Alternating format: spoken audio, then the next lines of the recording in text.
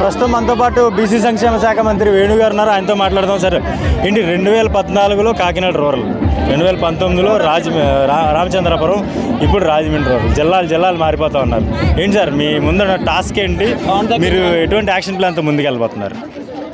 నేను 2014 అయినా 19 అయినా 24 అయినా నేను నాయకుడిని కాదు సేవకుడిని అనేటువంటి మాట చెప్పాను. నాయకుడిని కాదు సేవకుడిని అనేటువంటి మాట చెప్పాను. సర్వీస్కి ఎల్లలు ఉండవు, ఎల్లలంటే హద్దులు ఉండవు. సో ముఖ్యమంత్రి గారు నా సర్వీసెస్ ఎక్కడ అవసరమైతే అక్కడ పంపిస్తూ ఉన్నారు. ఆ రోజు 14లో అక్కడ పోటీ చేయమన్నారు, 19లో ఇక్కడ పోటీ చేయమన్నారు రామచంద్రపురంలో, మళ్ళీ 24లో రాజమండ్రి రూరల్లో పోటీ చేయమన్నారు.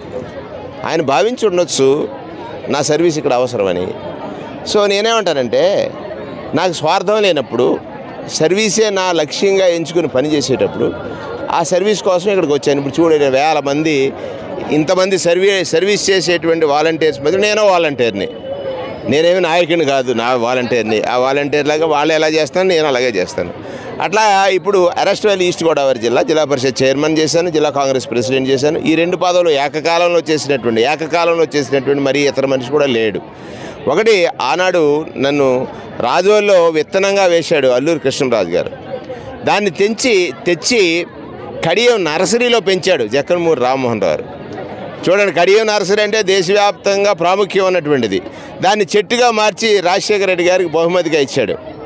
సరే, రాజశేఖర రెడ్డి గారు చెట్టుని చేసినటువంటి సందర్భంలో కాయలు కాసే సమయంలో ఆయన వెళ్ళిపోయాడు. కానీ ఇవాళ వారి కుమారుడు జగన్మోహన్ రెడ్డి గారు సంక్షేమ ఫలాలంటే పళ్ళే కదా, ఆ పళ్ళు కాసేటువంటి చెట్టుగా నన్ను మార్చేశాడు. ఎందుకంటే బీసీ సంక్షేమ మంత్రి అంటే ఈ రాష్ట్రంలో సంక్షేమం 2,68,000 కోట్ల రూపాయలు ప్రజలకు ఖాతాలలో నేరుగా వాళ్ళ ఒడిలో పడుతుంది. ఆ సందర్భంలో 1,90,000 కోట్ల రూపాయలు నా శాఖ నుండే వెళుతున్నది. అలాగే ప్రభుత్వం చేసే ప్రతి మంచి పనిని వివరించడానికి మంచి I&PR మంత్రి ఇచ్చారు. దానితో పాటు రాజమండ్రి రూరల్ నియోజకవర్గంలో 15 సంవత్సరాలుగా నాకు గురువర్యులు శ్రీ జక్కంపూడి రామ్మోహన్ రావు గారు మంత్రిగా చేసిన తర్వాత ఈ నియోజకవర్గ ప్రజలు మంత్రి అనేటువంటి మాటకు దూరంగా ఉన్నారు. మరలా మంత్రిగా నన్ను జగన్మోహన్ రెడ్డి గారు ఇక్కడికి పంపించారు. 24లో వైఎస్ఆర్ కాంగ్రెస్ పార్టీ విజయం తథ్యం. కారణం ఏమిటంటే సేవా సైన్యం ఉంది.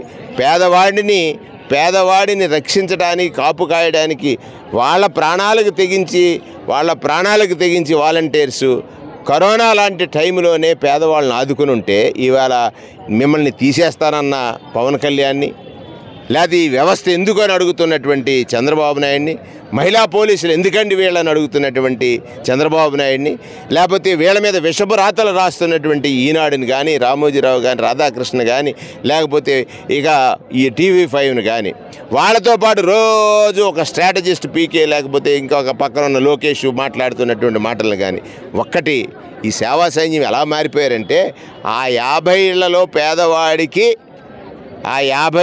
పేదవాడికి చిన్న ఆపదొచ్చినా రక్షించగల శక్తివంతులుగా మారిపోయినటువంటి వాలంటీర్స్ అందరూ కూడా రేపు 24లో జరిగే ఎన్నికల్లో ప్రజల్ని చైతన్యపరచడంలో, ఏ ప్రభుత్వం మీకు చేయకుండా, ఆత్మగౌరవాన్ని తాకట్టు పెట్టకుండా, మీరెవరి దగ్గర లొంగకుండా మిమ్మల్ని ఆదుకుంది. కారణం, ఈ వ్యవస్థల్ని సృష్టించింది సంస్కర్తగా మారిన జగన్మోహన్ రెడ్డి గారిని ముఖ్యమంత్రిగా చూస్తున్నారు అందరూ. సంస్కర్తగా చూస్తున్నాను నేను.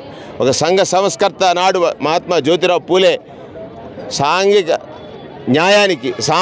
న్యాయానికి ఆలోచన చేసినటువంటి అంబేద్కర్ లాంటి ఆలోచన విధానాలు ఈ రాష్ట్రంలో అమలు జరుగుతున్నాయంటే కారణం జగన్మోహన్ రెడ్డి గారి సచివాలయ వ్యవస్థ, ఒక సంస్కరణ. అమ్మఒడి బాలకార్మిక వ్యవస్థని రూపుమాపడానికి కారణం అది ఔషధం, అది ఒక సంస్కరణ. మహిళకి డబ్బు అవసరం, ఎప్పుడు మహిళ తన ఆత్మ వంచనకు గురవుతుందో కారణం అది ఆమె చేతికి ఇస్తున్నటువంటి ఆసరా కానీ, చేయూత కానీ, చేదోడు కానీ. మరి జబ్బు చేస్తే డబ్బు, ఆరోగ్యశ్రీ 25 లక్షల రూపాయల ఆరోగ్యశ్రీ కార్డుని వాడి చేతిలో పెట్టి, అంటే పేదింటి వాడికి జబ్బు చేస్తే డబ్బు కోసం భయపడాల్సినటువంటి పని లేకుండా క్యాన్సర్ని కూడా దానిలో తీసుకొచ్చిన మీద అదొక సంస్కరణ. నేను అందుకే అంటాను రాజమండ్రి రూరల్ నుంచి సంస్కర్త నీకు సలామని ఈ రాష్ట్రం అంతా కూడా చెప్పబోతుంది.